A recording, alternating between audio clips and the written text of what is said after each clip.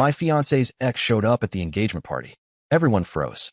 He held up a necklace and said, "Funny, she left this in my bed last week."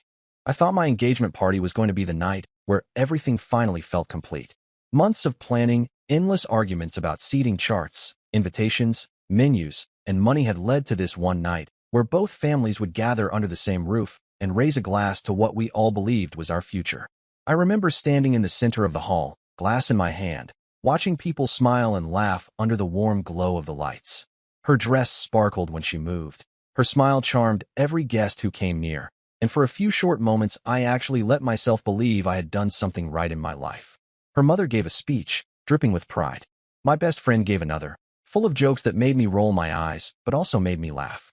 Even her father, who wasn't exactly known for emotional displays, managed to say something about family and tradition that sounded rehearsed but sincere enough.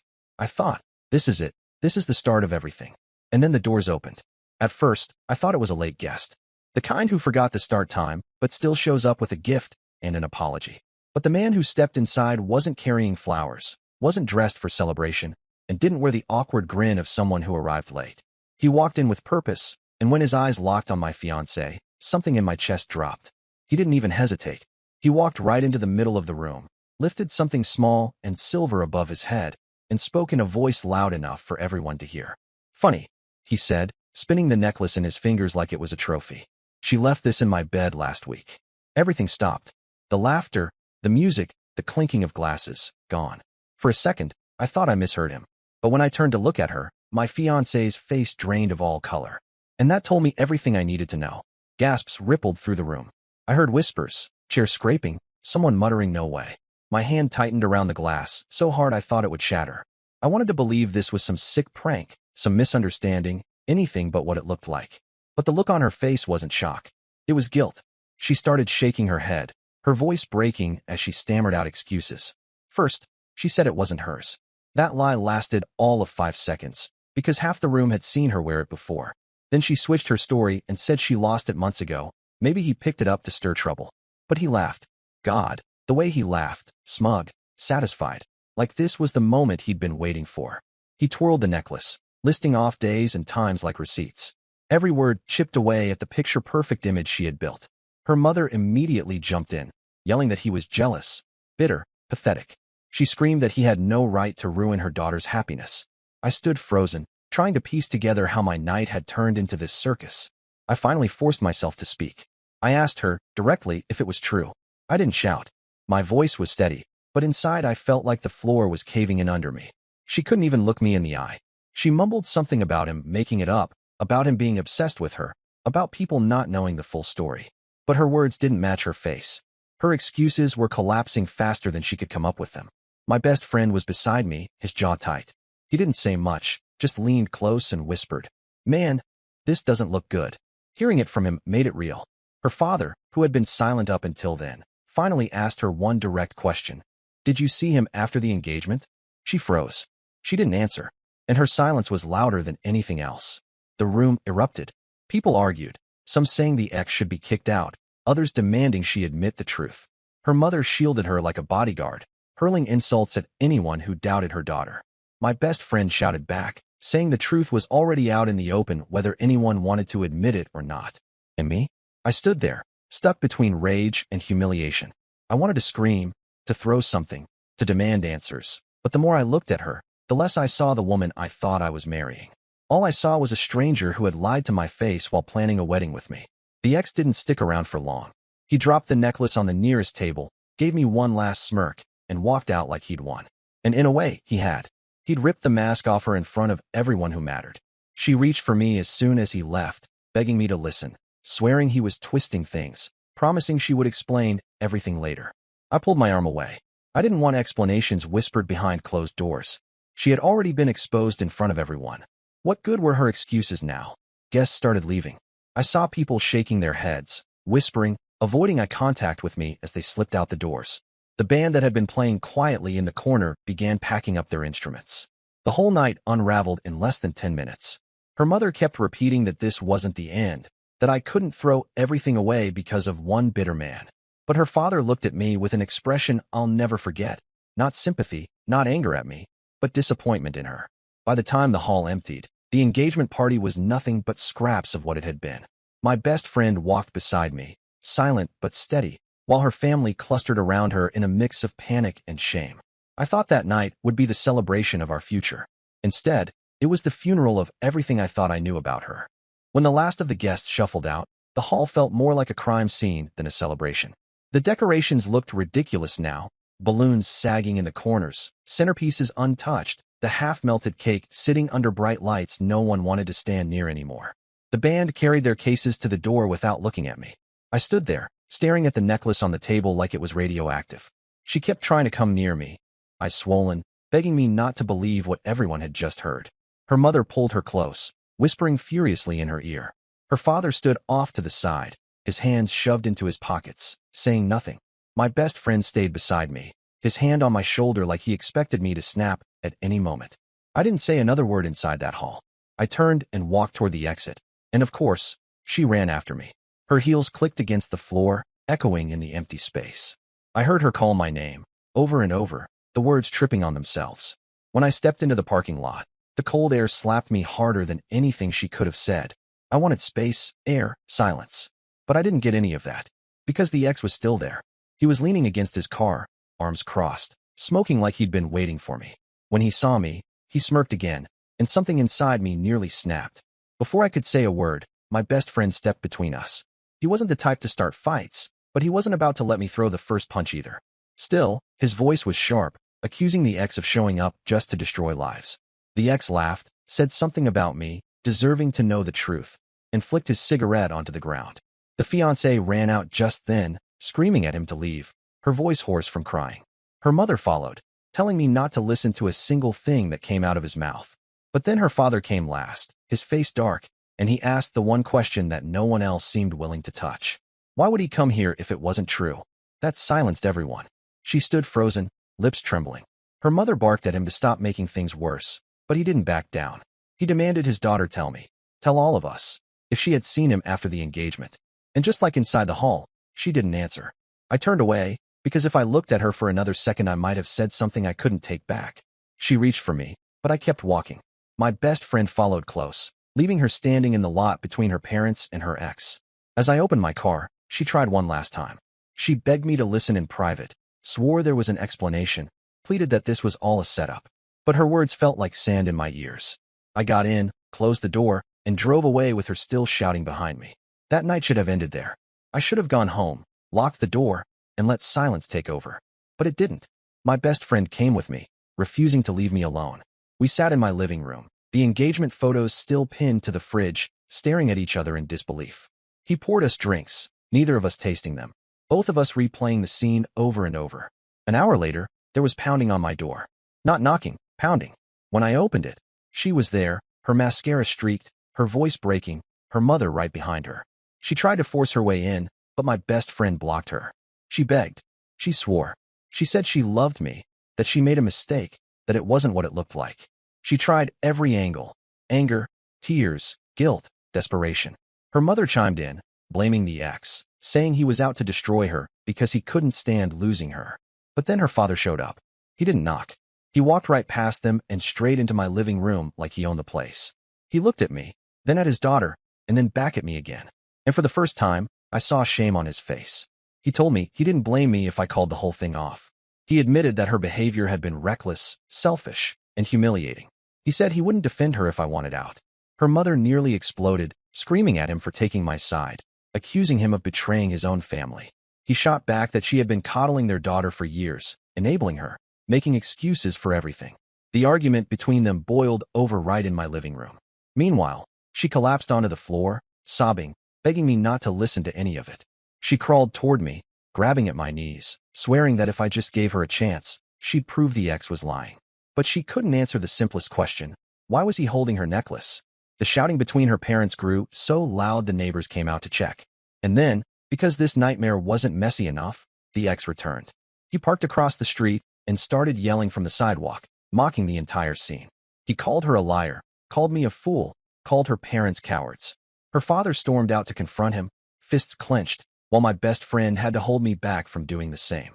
It almost turned into a fight right there on the pavement. People from the building gathered to watch, recording on their phones, gossip spreading like wildfire. Finally, the police showed up. Someone must have called them. They didn't arrest anyone, but they broke it all up. They told the ex to leave or risk trespassing. He laughed, got in his car, and peeled off, but not before shouting one last thing that made my stomach twist. She'll be back. She always comes back. The officers told everyone else to go home. Her parents argued all the way down the street. My fiancée stayed on the curb, shaking, staring at me like she was waiting for me to invite her inside. But I didn't. I closed the door and locked it. The next morning, my phone was flooded. Missed calls from her. Dozens of texts. Voicemails I didn't bother listening to. My mother called, asking what happened at the party because word had already spread through relatives. My coworkers texted me links to grainy phone videos of the fight outside my building. It was everywhere. And then came the message that pushed everything further off the rails. My best friend showed me screenshots he'd been sent by one of his acquaintances who was at the party. Apparently, the ex had been bragging online about what happened, posting cryptic things about winning and hinting that this wasn't over. Her father called me later that day. He asked if I would meet with them, both families, to try to clear the air. I laughed bitterly, but he sounded serious. He said the situation had spiraled so far out of control that it needed to be addressed before it tore everything apart. I didn't agree right away, but part of me wanted closure. Part of me wanted her to sit in a room with her parents, with my family, with me, and finally tell the truth. That night, as I sat in my apartment surrounded by unanswered messages, I realized something. The engagement wasn't just broken. The fallout had only begun. And if her ex thought he'd already destroyed me, he had no idea what was coming next. I spent the next few days walking around like I was stuck in someone else's life. My phone never stopped buzzing. Relatives wanted answers. Friends sent me half-joking messages about how my engagement party was the talk of the town. Even people I barely knew suddenly had opinions, forwarding me videos of the chaos outside my building like it was entertainment. Meanwhile, she didn't stop calling. Every morning there were dozens of missed calls, voicemails stacked up, long texts that swung wildly between begging and blaming. Some messages told me she loved me more than anything, that she could explain everything if I just listened. Others accused me of humiliating her by not defending her at the party, that I let her ex win. The tone shifts made it impossible to know which version of her was real anymore. Her father was the only one from her side who sounded remotely grounded. He called me directly, his voice rough, telling me we needed to sit down, both families, and end the speculation before it swallowed us whole. I didn't trust her, I didn't trust her mother, and I sure as hell didn't trust the ex. But I wanted it finished. So I agreed. The dinner was set at her parents' house. I walked in with my best friend, because there was no chance I was facing that chaos alone. The moment we stepped inside, I could feel the tension pressing against the walls. The table was already set, but no one looked hungry. She sat across from me, her hands folded in her lap, eyes darting everywhere but mine. Her mother sat beside her, stiff, glaring at me and my friend like we were intruders. Her father stood at the head of the table, trying to look like he was in control, but his jaw was tight enough to crack teeth. Then the front door opened, and to my disbelief, her ex strolled in. I shot to my feet immediately, ready to walk out, but her father raised a hand. He said he invited him. He wanted everything on the table. My best friend cursed under his breath, muttering that this was a disaster waiting to happen. The ex sat down with a grin, like he had been waiting for this all week. He didn't waste time. He leaned forward and said he hadn't lied at the party. He repeated his claim that she had been with him after the engagement, smirking at her like it was some inside joke. Her mother screamed at him to shut his mouth. Her father slammed the table, demanding she answer. This time, clearly. She started crying, hiding her face, insisting it wasn't what it looked like, that I had to trust her. But then the ex dropped something heavier. He said she had promised him money.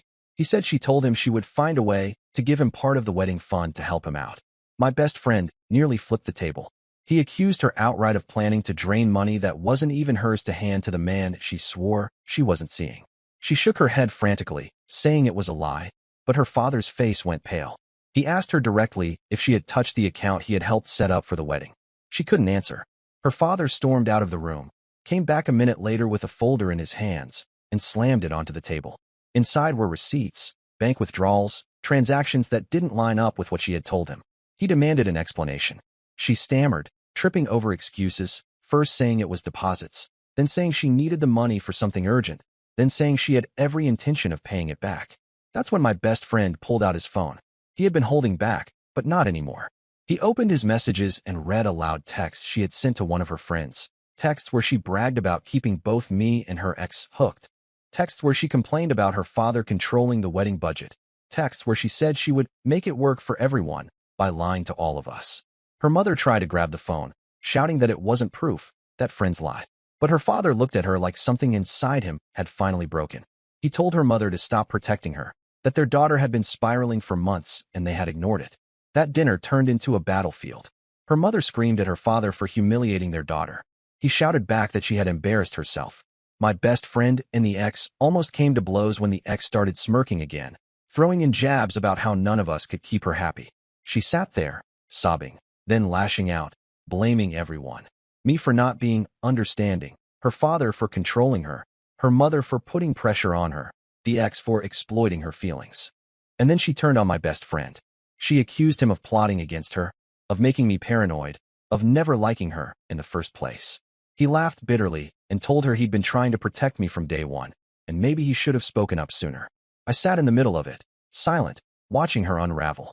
Every word she said sounded less like the woman I thought I knew and more like someone I couldn't recognize.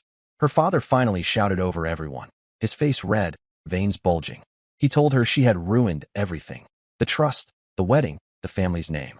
He told her he wouldn't pay another dime toward her plans, that she would take responsibility for every cent she wasted.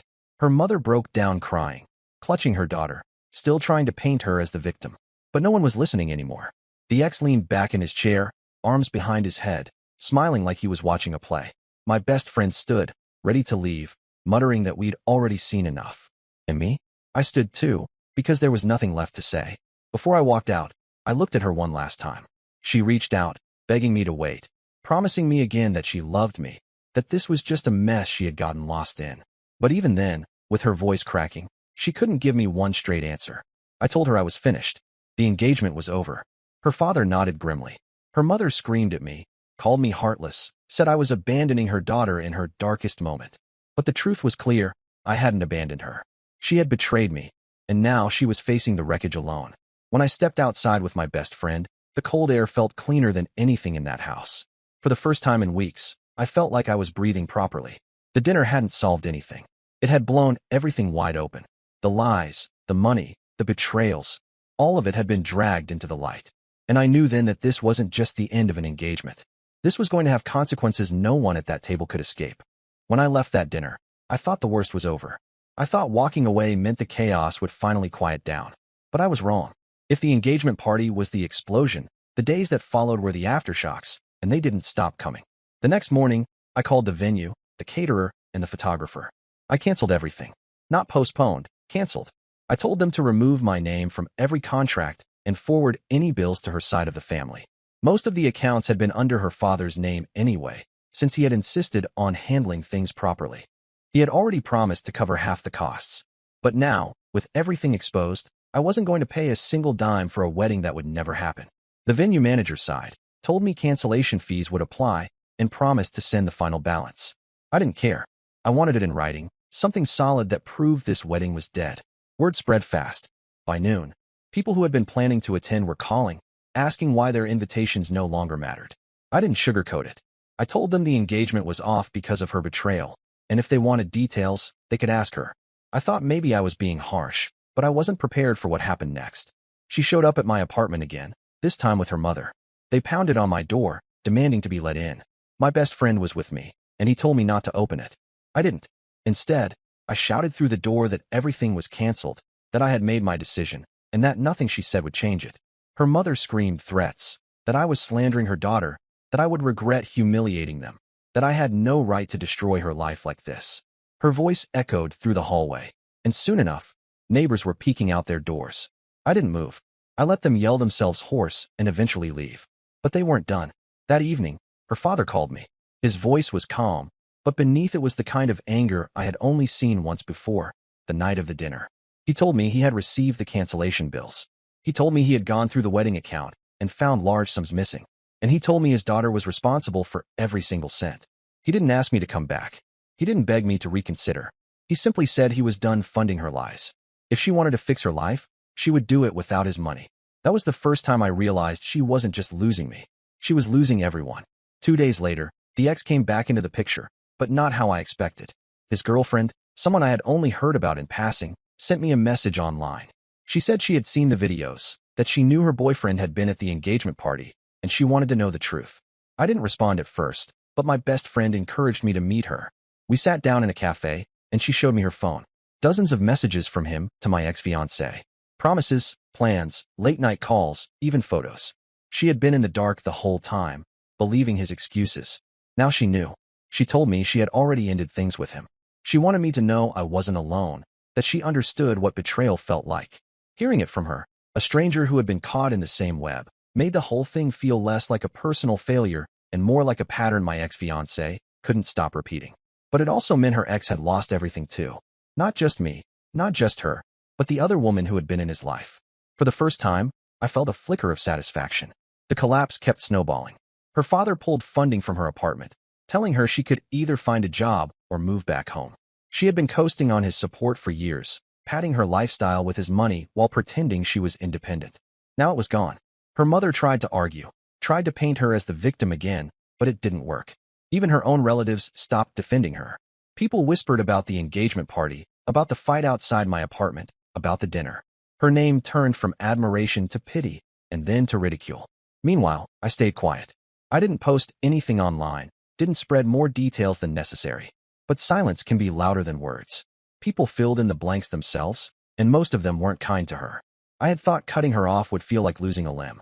Instead, it felt like dropping a weight I didn't realize I had been carrying. The final blow came a week later. Her father invited me to meet him privately. I was hesitant, but I went. We sat in his office, a heavy wooden desk between us, and he slid a stack of papers toward me. They were receipts. All the withdrawals from the wedding fund that she had secretly made. Thousands gone. Some for shopping, some for trips, some marked with nothing at all. He told me he planned to make her repay every cent. He didn't care how long it took. He said he wouldn't cover her debts anymore. And then he said something that stuck with me. You were lucky. You saw her before it was too late. I only wish I had seen her for who she really was sooner. For the first time, I realized he wasn't angry at me. He was angry at himself. For raising her, for ignoring the signs, for letting her get away with it for so long. When I left his office, I felt lighter. Not happy, not victorious, but free. The last time I saw her was unplanned. I was walking downtown with my best friend when we spotted her across the street. She looked smaller somehow, hunched, her hair messy, her clothes plain. She wasn't surrounded by admirers anymore. She was alone. She noticed me, froze, then took a step forward like she wanted to call out. But I shook my head and kept walking. There was nothing left to say. That night, I deleted the last of her messages. I cleared the photos from my phone. I even took the engagement ring, still sitting in its box, and sold it. The money went straight into my savings account. I didn't want reminders. I wanted a clean slate. People still ask me sometimes if I regret it. If I regret ending things so brutally, so publicly. And my answer is always the same. No? Because when someone shows you who they are in front of 100 people, you believe them. Her ex thought he had humiliated me by crashing my party. But in the end, he only pulled the mask off her for everyone to see. Her family thought they could control the damage, but it spread faster than any of them expected. And she thought she could juggle lies forever, but the weight crushed her. Me? I walked away with my dignity intact, my finances untouched, and my future still mine to shape. She lost everything. And that, in the end, was consequence enough. And that's the story. If you're still here, that means you're one of us. So go ahead, hit that subscribe button. I drop new chaos every single day, and trust me, tomorrow's story, it's even worse than this one.